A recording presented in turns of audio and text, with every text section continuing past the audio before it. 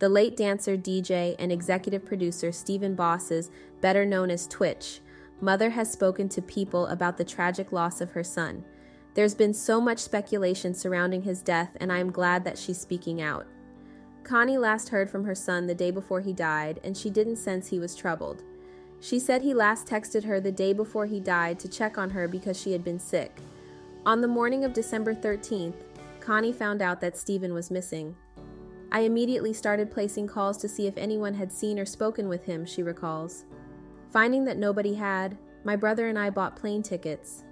She went to get a rapid COVID test, and then her brother called to ask where she was. Her sister-in-law called after, "Hey, we're just checking on where you are." In the pit of my stomach, I knew something was wrong, she said. She went on to say, "I went to my parents' house and walked in. They were just standing there looking at me, and I said, 'Have you heard something?' All I remember hearing was, 'Connie, he's gone.' And I remember screaming or falling to my knees. The rest of the day is more of a blur." Most family and friends, along with the public who spoke out, were completely shocked. His mom stated, "To the extent that Stephen may have been in a black depression, no, not Stephen.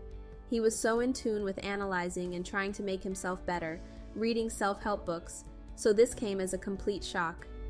She struggled with the truth of what had happened. You find yourself in a lot of introspection, a lot of looking back. Did I miss something? Did he mean something when he said this? She says. At this point, I'm in realization, I guess.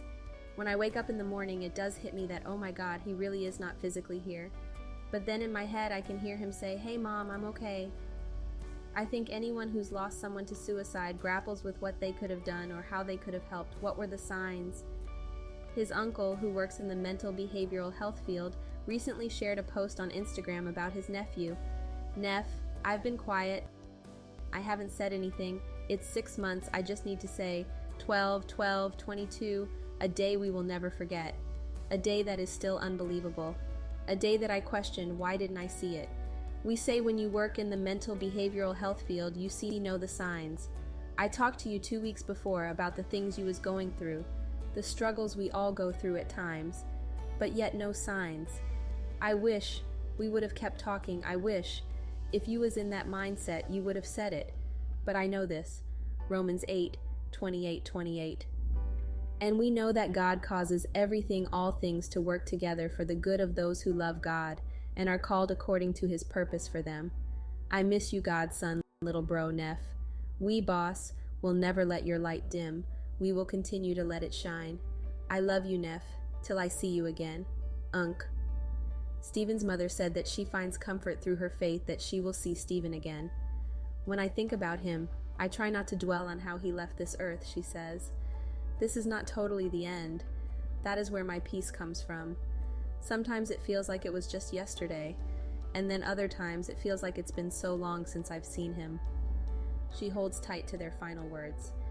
"He started that last text with, 'I love you, Mom,'" she says, "and I responded, 'I love you more.'" Listening to this story, I thought of Reginaking. I've been wondering how she's holding up. She lost her only child, Ian, over a year ago, also to suicide. Unlike Stephen, Ian, who was also a DJ who went by Desdune, did leave some breadcrumbs that he was experiencing some mental troubles. He posted to Twitter days before his death. You know that episode of SpongeBob where they go inside his brain and it's a bunch of mini SpongeBobs just losing their Yeah, that one really hits home. In another tweet he said, "I don't think Instagram is healthy for me." The situation is just so sad. He died 6 days after Regina's birthday and only 2 days after his. I'm sure every January will be hell for her. My heart goes out to both mothers and their families. Like everyone says, no parent should have to bury their child. I'm so glad that mental health awareness is becoming less and less of a stigma. To anyone struggling, please remember that you are not alone on this journey. Just as we all have physical health, we all have mental health too. Remember that it's okay to not be okay sometimes, as we all face challenges and difficult moments in life. If you or someone you know who may be struggling, please know there are resources available, and please don't be ashamed to use them. I know this is a heavy topic, however. As always, I would like to know your thoughts about Stephen's mom speaking out, considering there are so many questions surrounding his death. Do you think people will accept what happened? Feel free to share some positivity in the comments. You may help to make someone's day better. Thank you so much for watching. Until next time.